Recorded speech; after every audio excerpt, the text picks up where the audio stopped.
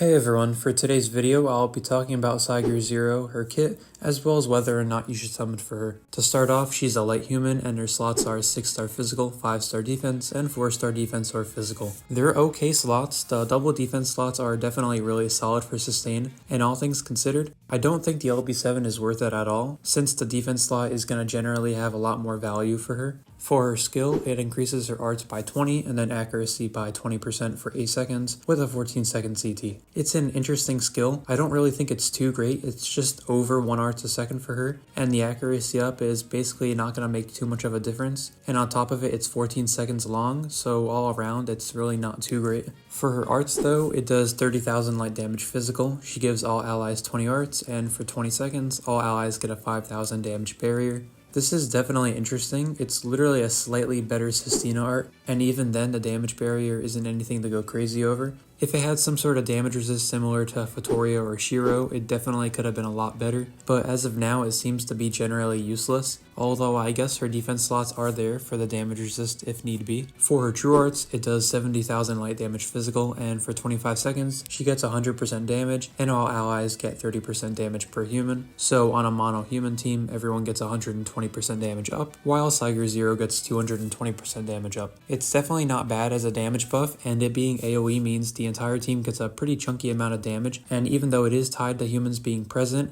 that isn't really too hard in the current meta. For her super art, it does 200,000 light damage physical, and it has 100% defense ignored during the super art. This is definitely an insane attack because the modifier is the largest base modifier, of course not including units that stack it or are dependent on something else. It's definitely great for nuking or even just general sustained DPS potential, although this isn't even its full potential as I'll show you with her passives. For her passives, the first use of her super art doubles it to a 400,000 damage modifier instead of 200,000, and the second time and onwards for 20 seconds, she gets 5 arts a second every use. She also gets 20% defense equipped CT speed up and 100% paralysis resist. The doubling of the modifier is actually nuts since this is going to make her meta in nuking pretty much everywhere, especially when nuking in something like raids when paired with the right team of course. And the extra arts is definitely really nice in stages where you need to sustain her as her own way of self-sustain. The defense equip CT is also really nice since it'll make her a lot better in sustain, as a lot of her equips are going to come back a lot faster, and that's not even including pairing her with anyone that might buff her equip CT speed further or crests. In all though, PSYGER-0 is a really interesting unit. She tries to be a mix of a barrier maker, AoE damage buffer, and DPS, and all things considered, she's fairly okay in some of those regards. The barrier isn't the most impressive, although using the right defense equips in conjunction with her high equip CT for them will make the team take a lot less damage quite easily. The AoE damage buffing is also really nice as it acts not only as a means to buff herself but others, speeding the process of the mission, and her super art is even more impressive both in terms of nuking and sustain, since that 400,000 damage modifier on first use is going to make her absolutely melt bosses when she's nuking, while the second use onward generating arts passively makes it great to not only do a ton of damage with a high modifier, but make her a little bit more self-sufficient. So she's definitely a fairly decent unit that is definitely going to see some use in sustain, although I'd say more so in nuking for sure. She's definitely not a must-have. I would just do your guaranteeds. If you're going to chase anyone, I would definitely chase Senraku, but she is definitely a solid pickup as well if you happen to get her. Let me know what your thoughts are about her though down below. If you did enjoy the video, be sure to like and sub for more. Thanks for watching, and I'll see you later.